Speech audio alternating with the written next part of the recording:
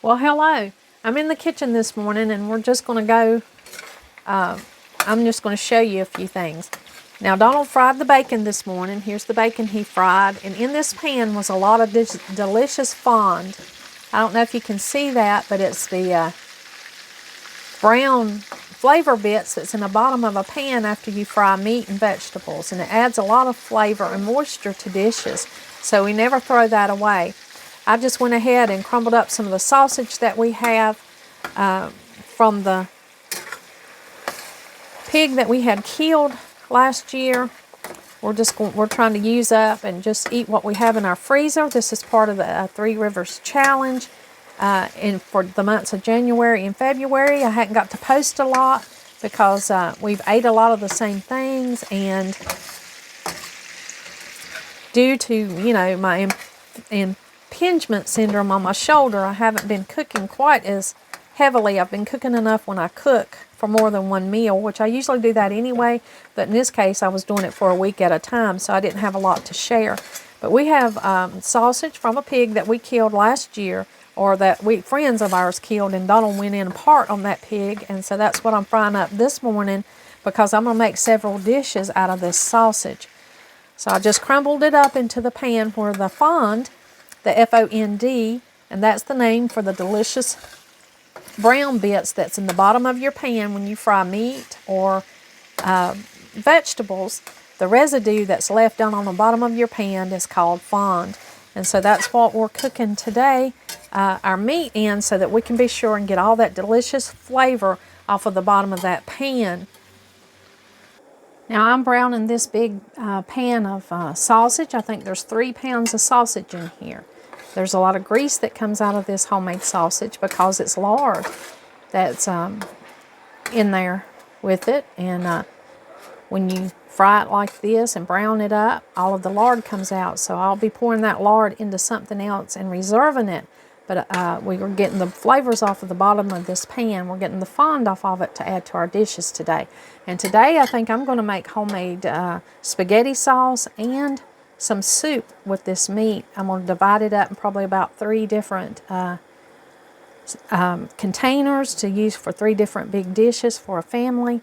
And so that's what I'll be doing with this sausage that I'm browning up right here. Now I've got a couple of onions over here, and so I'll be cutting these onions up and adding them to the spaghetti sauce and to the soup. So it'll probably be 1 onion each. Now here I had a roast that we had, and I'm just taking out this roast with the potatoes, onions, and the carrots. And here is the stock from that, so I'm going to be adding that to my bowl, and that'll be the base for my soup that I'm going to make, this vegetable soup today. This roast stock, this roast, potatoes, and carrots that came from this roast when we had it. I'll be dividing this up, and this will be the base for my soup today. I used an Instapot. It's not actually an Instapot brand, but this is a pot we bought at Sam's. It's called a Power Cooker, and that's what I cooked our roast in. And this is what we have left over from that roast. And now I've got to clean this Instapot up real quick because I don't have a dishwasher. I wash all this by hand, and if I don't go ahead and wash as I go along, this stuff will get ahead of me. It'll be so much that I won't be able to get it done in a timely manner. So I'm going to go ahead and wash these dishes up. I'll go ahead and break down this Instapot. This Power Cooker lid. Go ahead and get this thing cleaned up.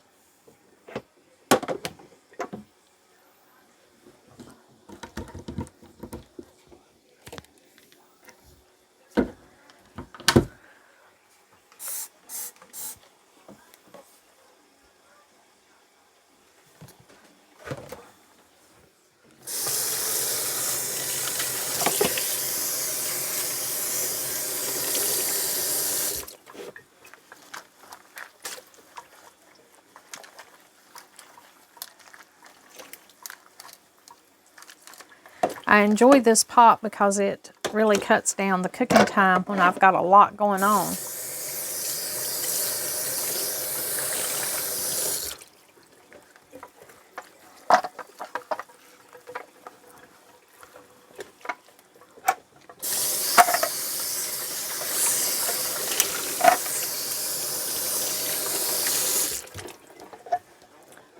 Go ahead and get this big pot washed up and out of the way. This thing is really easy to clean up. There is something about this silicone ring that's kind of stinky. It smells every time you cook something in it. That smell really lingers. This Dawn Power Wash is really good. It has a fresh scent, and it's really good for getting the odors off of this silicone ring. Now, I don't soak this ring, but every so often, maybe every 2 or 3 times that I use this pot, I'll soak this ring, but I just go ahead and wash it off with the dishwashing liquid and the just rub it down really, really good. And I'm just going to take a minute and get some of these dishes washed up, because if I don't do that, it'll be an overwhelming task. You can see my sink is full. I've got a really small space here to work with, so I'm going to go ahead and move this stuff out of the way so I can get my onions chopped, and I can go ahead and, while this is browning up, I can go ahead and get a few tasks done. I'll be lifting this meat out and straining off most of this fat, and I'll be able to use this pan to cook my onions. So I'm going to go ahead and move this big stuff out of the way so I can get the onions chopped for the soup and for the spaghetti sauce. And then I'll go ahead and finish washing these dishes.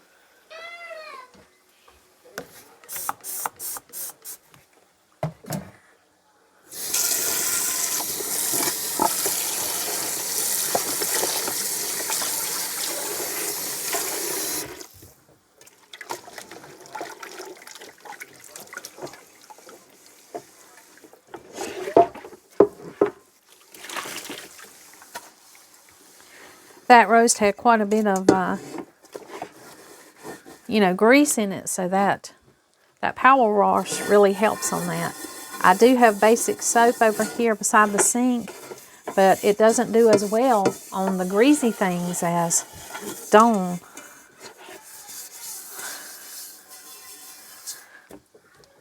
So once I've got this inner lining of this power cooker washed up, I dry it, go ahead and put it all together so I can get it stored.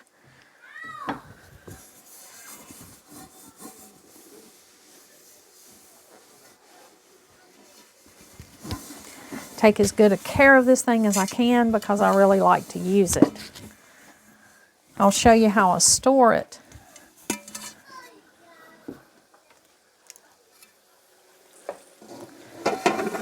After wiping all of this down, I just take this little cloth and put it in here, and I put the cord on it. You know, this comes with a cord, so I just put it inside of it like that on that cloth so it doesn't scratch up the surface. I go ahead and dry off the lid and everything that goes with it and put it together, and then I store it in my little pantry over here. If I can wash and dry things as I go along, that helps me out. If I can stack up everything where it goes, go ahead and get it out of the way. Then that makes cooking in a small kitchen easier. Those are my potatoes that I use to feed my sourdough starter over here. So they're close at hand beside of the flour. Now I'm going to go ahead and dry these parts and go ahead and put them together so I can get this big cooker back where it goes. You know, I have this very small kitchen. This is all the counter space that I have. It's just about 3 feet of counter space. So I'm cooking in a really small area. And one of the tips that I use to cook in this small area is that I go ahead and put things up as I'm finished with them so that it'll free up space to do the next step.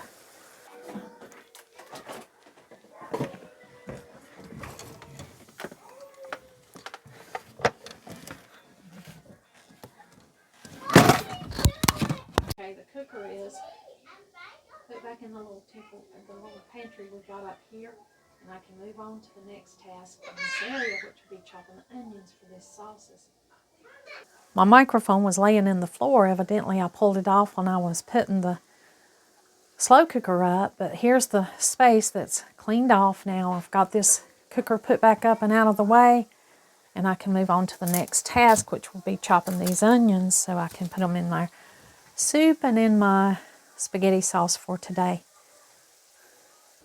I'm going to go ahead and chop this onion up so that when I get this sausage out of this pan over here, I can just go right ahead and drain off some of that fat and then add my onion to what I leave in the pan so that we can brown these onions, or at least cook them until they're clear, so that when we add them to our soup, they'll have more flavor, and they'll just blend into the soup better.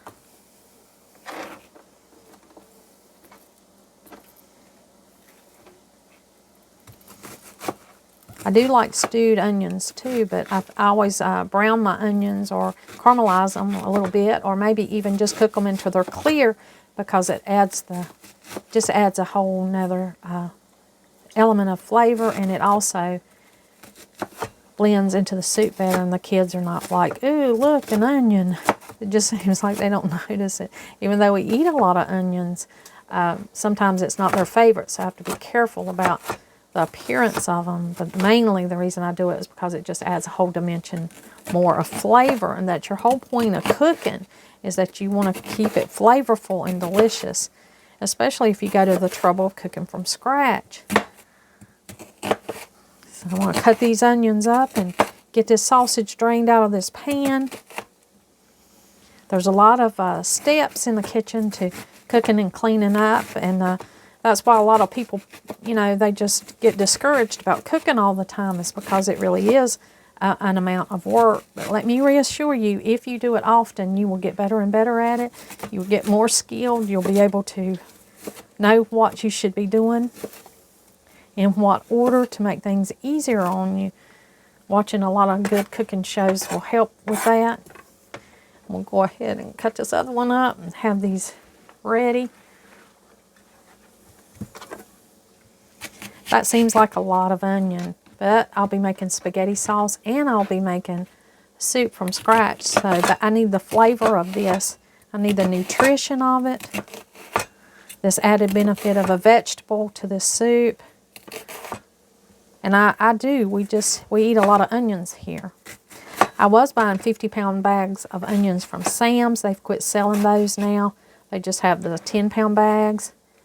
So I might have to figure out a place to buy onions in bulk so that I'll have them on hand, because that's how many we go through. And there's no way that I could grow enough onions on 1/4 of an acre to supply our family all year. So we do go to a fruit stand that's not far from us, and we do pick up 50-pound bags there when they have them, but they don't always have them. Onions store well. They're an excellent ingredient. There's just so much you can do with an onion. They're so versatile.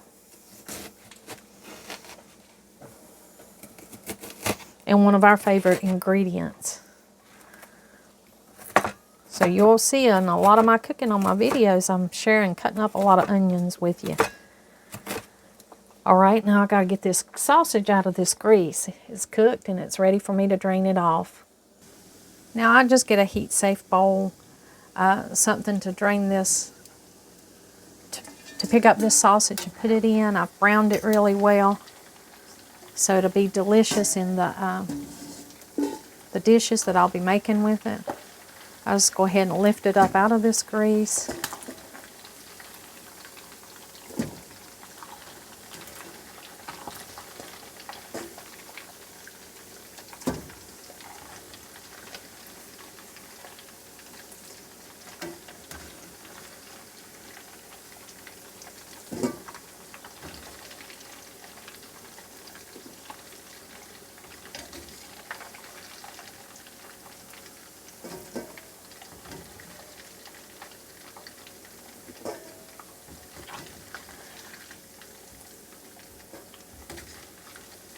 I've got this stainless steel pan, so it's not going to matter that I go ahead and just go across the bottom and get all this grease up. I'm not scratching the pan up because there's nothing to scratch. The stainless steel can handle it. This is the pan that I got at the thrift store, at the Habitat for Humanity Restore. All right, so I've got most of that out, and as you can see, there's also some font in the bottom of that pan that's got a lot of flavor and goodness in it. Donald and I never discard our lard that comes from our bacon or our sausage. We keep the contents of the pan that we fry stuff in, we always keep that grease. It's funny how people will balk at this grease that's come naturally, and it's been what our ancestors have ate for centuries. They'll balk at us saving this to eat it, knowing that it has good nutrition in it, or not. Maybe they don't know that it has good nutrition in it. Every cell in your body does need fat. It needs a healthy kind of fat. This is a healthy kind of fat because it has vitamins in it, and it has vitamins in it that's hard for you to get in other places, such as vitamin D. Vitamin D is a hard vitamin to find in naturally grown things. It's not common. It's not an easy vitamin to find in foods, but lard does have vitamin D. And so it's a great source. But of course, like anything else, you have to eat this in moderation. So I'll be draining off most of this lard right here. I've got the 2 small containers that I'm going to put this lard that I'm saving in. It's very hot. If you choose to do this, you want to be very careful with it. I'm just going to pour it into these containers. And I'll reserve this to use in recipes later in the week.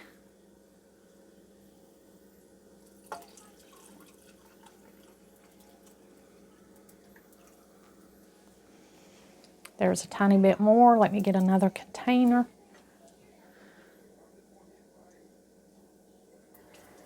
We don't balk at natural ingredients. We balk at ingredients that we can't pronounce and that's manufactured in a lab. That's what we try to limit. Well, you can see here we've got some font left in the bottom of this pan, and so we're going to put this back on our burner, and we're going to add our onions to this because this is a lot of good flavor down here. We're not going to throw it away. I've got my onions chopped. You can see I've got this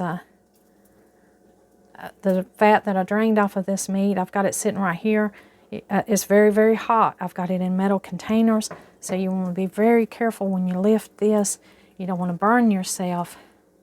I usually put it in cans, in stainless steel cans that I save from cooking, but I don't have any of those available right now, so I'm just going to pick this up with a pot holder. Be careful. This is dangerous if you mishandle this. You have to pay attention to what you're doing and be careful with this drained fat. And I'm going to go ahead and put these onions in our pan. I think I'm going to take a little bit of that fond out. It looks like there's a lot in there. You can add that to your chicken scrap bowl if you want to, or you can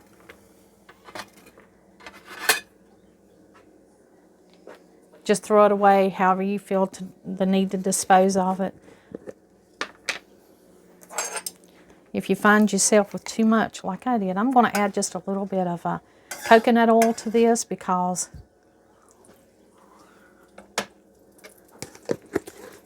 I need a tad bit more oil. I drained off a little bit too much, so I'm going to go ahead and put that in. And I'm going to add my onions.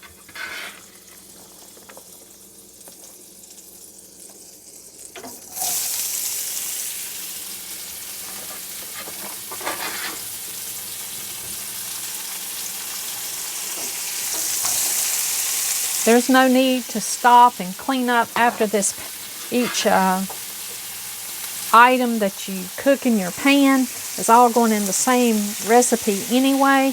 It's staying hot on this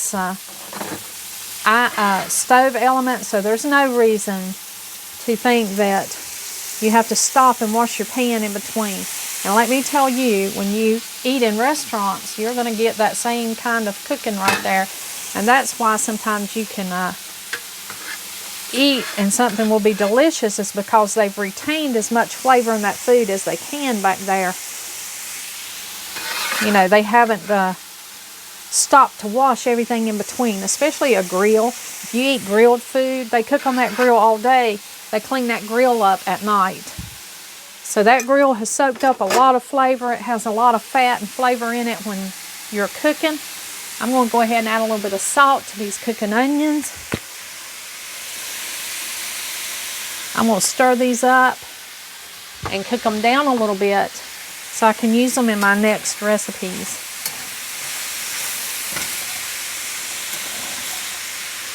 And as they're cooking, you can see they're pulling up some of that fond. They're pulling up some of that flavor that's in this pan from the meats that's been cooked in it before.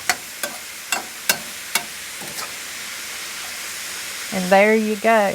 We're just going to let these things cook down a little bit, and we're moving on to the next step. I've got to continue washing these dishes because, you know, I'm not wanting them to pile up on me. I'm going to put a little cover over this food that's sitting over here. Okay, I've got these covered up with these towels that I made from a shower curtain. If you want to watch that video, that's in my on my channel. Just scroll through and watch that. Just cooking our onions. My husband is inside. He's needing more coffee. He's out of coffee, so I'm going to go ahead and make him another pot of coffee.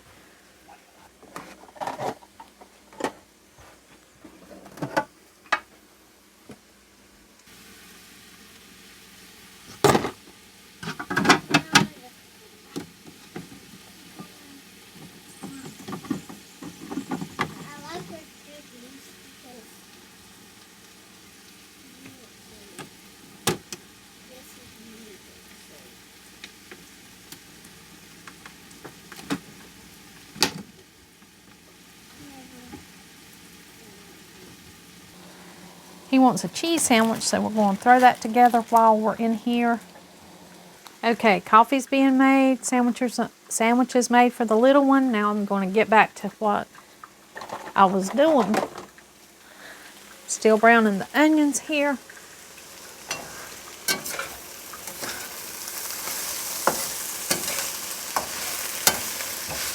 And the art in a kitchen, when you've got a lot to do, is don't let it overwhelm you.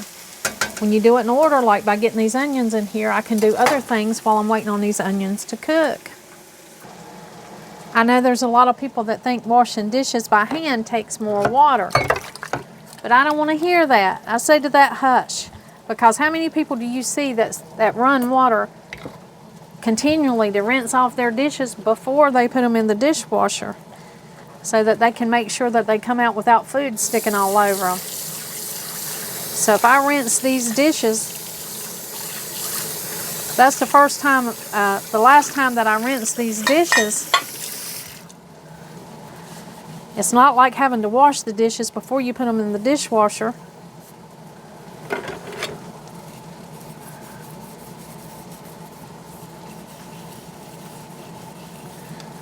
And I'm on city water. I'm not on the well. I'm paying for this water by the gallon.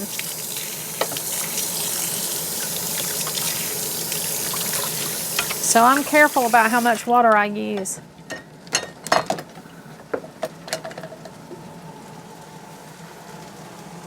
I just realized my microphone was laying down there beside the coffee pot. So for the last few minutes, you probably heard the coffee pot over there growling and you didn't hear me. But what I was talking about is a lot of people will complain when you're hand washing dishes that you're using too much water. I do run a pan, but sometimes with an overwhelming amount of dishes, they won't all fit in a dish pan. So I do run some water while I am washing these greasy dishes because I use lots of soap and I let it use the hot water and let it run down the sink. And what I was saying is a lot of people will talk about how much water you use hand washing dishes, and then they'll wash all of their dishes. They'll rinse them off really good, and wash them before they put them in the dishwasher. And they run that water the whole time. So it's, you know, it's one of those things. I guess you're going to need water to wash dishes either way you choose. I choose to hand wash my dishes because I don't have a dishwasher installed. I had a choice of installing a dishwasher, and I chose to put a window there. And then Donald's grandma died, and he inherited her pie safe, which became my tea cabinet, which sits in front of the window. So I don't know if I made a right choice there or not, but it was the right choice for me at the time. So I'm still hand washing dishes here, but I'm going to take you a minute to show you this window, which is here behind this pie safe, which was Donald's grandma's. He inherited it, and now it is my tea cabinet. So that's just life. That's how life goes, isn't it? It's not always cut and dried. It's my choice to hand wash dishes. Donald said he would install a dishwasher at any time that I needed that to be done. And so I like to hand wash dishes. I was raised without a dishwasher. I was raised without an air conditioner. So yes, it's not a big problem for me to hand wash the dishes. Okay, here's the onions that are caramelized or browned. They're not quite caramelized all the way through, but they're just like I like them for chili, spaghetti sauce, and for soup. And so I've got these broke down here.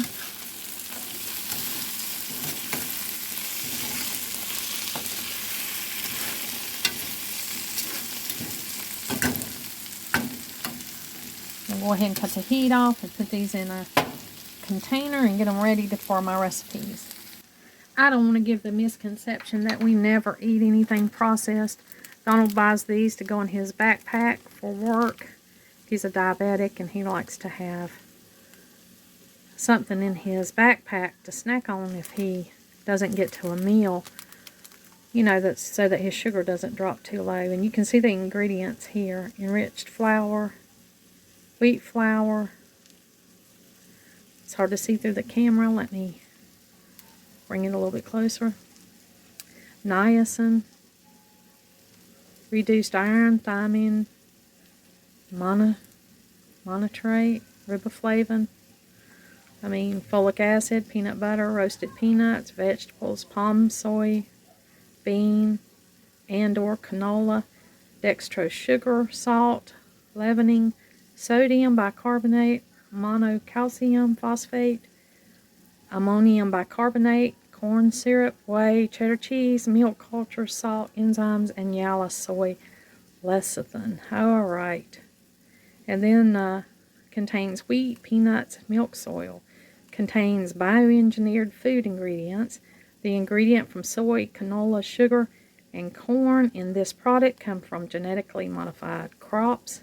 So these are GMO'd crackers. So I didn't want to give you the false impression that everything we eat is whole food and fresh, but I'll tell you the 97% of what we eat is whole food. And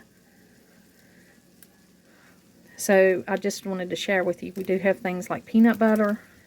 And here I had to take this out of the refrigerator because one of the package had leaked, or one of the kids opened a package, tasted it, and put it back. You never know. I've got 6 grandchildren, so things happen here. And I do buy these little soy these yogurt packs for them. And I'm sure there's a lot of ingredients in them too. So let's read the ingredients that's on this.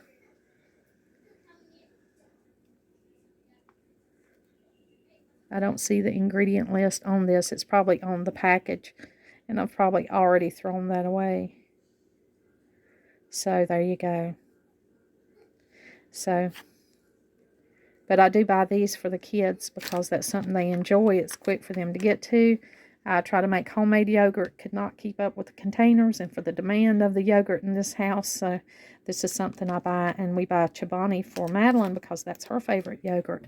But I didn't want to give you the false impression that all I buy is whole foods, that there's nothing GMO'd or nothing with any other ingredients except fresh, because I'm telling you, for years we have read packages and containers and tried to eat all natural and organic, and it did not work for our family. We could not do it. We couldn't do it economically, and we couldn't do it in the time that it took to track down those foods. But most of the food that we eat is whole, grown from people we know or we grew it ourselves. Orchards, farms, homesteads, markets that we know that the food is from that area. But there is an element of food that we buy that is not as such. So, but we always read the ingredients. The ingredients on this must have been on the package, and I've already thrown that away. It is a real struggle.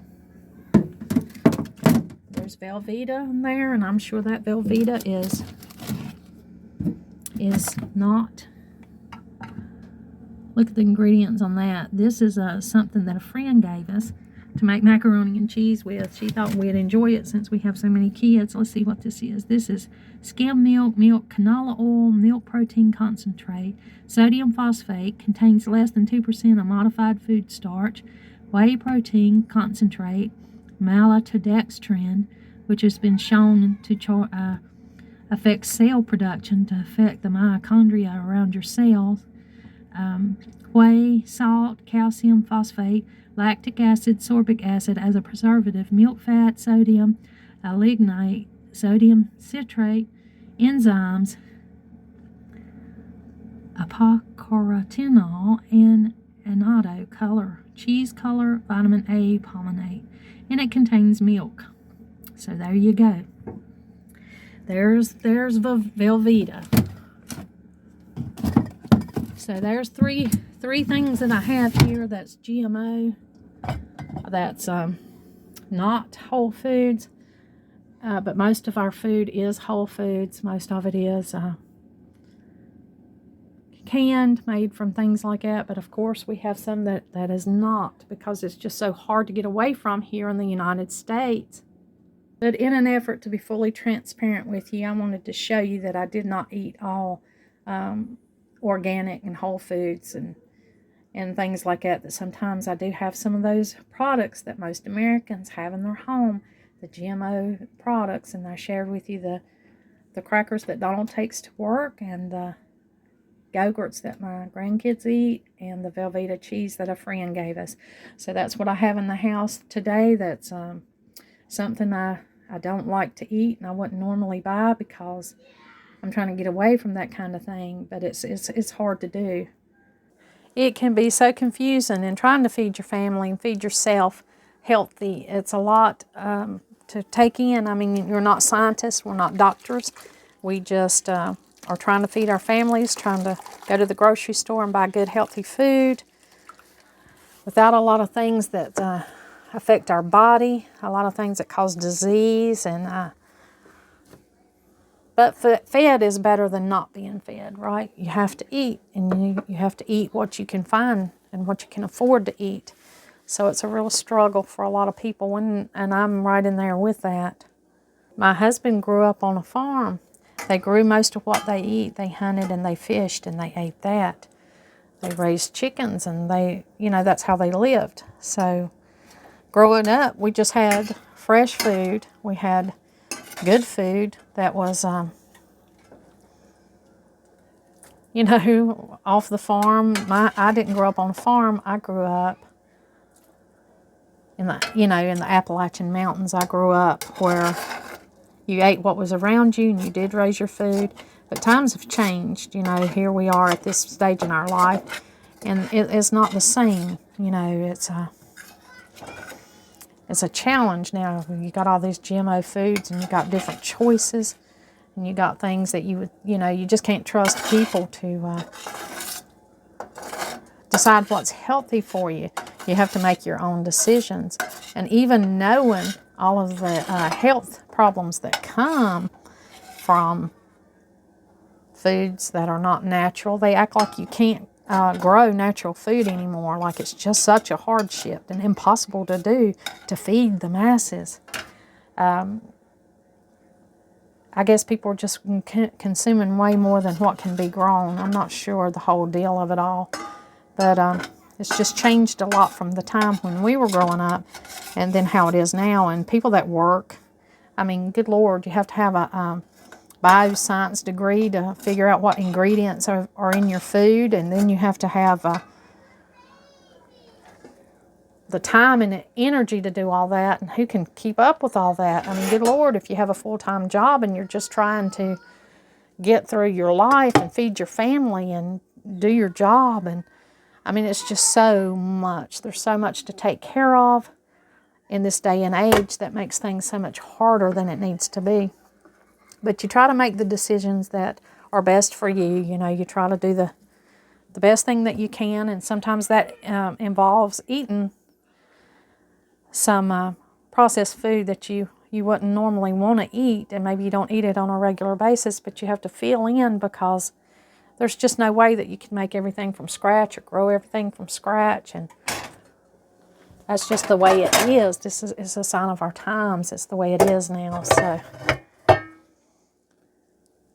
you know, I don't know the solution to it. I'm just sharing with you what both of us do. You know, Donald and I, we eat as much like we grew up as we possibly can. And we fill in where we can't to meet the need. And that's just how it is around here. But for the most part, we try to eat from scratch. But I wanted to be transparent with you and let you know that I don't make everything we eat and from scratch. I don't make our crackers. I don't make our yogurt. I did make our yogurt, but I couldn't keep up with the demand. And then to make yogurt the way kids like it, I would have to add some of the homemade jelly, which was more sugar. So it's not something that I could do sustainably for us here to make everything that we consume.